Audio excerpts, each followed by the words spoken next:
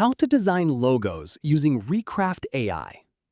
First, open your web browser and go to recraft.ai. Then sign in with your Google account or create a free account if you don't already have one. Once you're on the dashboard, click Create New Project. Now enter a detailed prompt describing the logo you want to create. For example, type a modern minimalist blue mountain logo for a travel company. Clean vector style, flat design, white background. Now choose your preferred aspect ratio and style.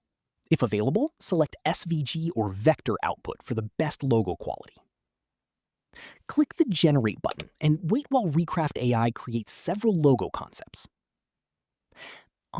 Once the logos are ready, review the designs and choose your favorite. If you'd like a different look, edit your prompt by changing the colors, style, or icon description, then generate again. Finally, click Export and save your logo in SVG, PNG, or another available format. That's it!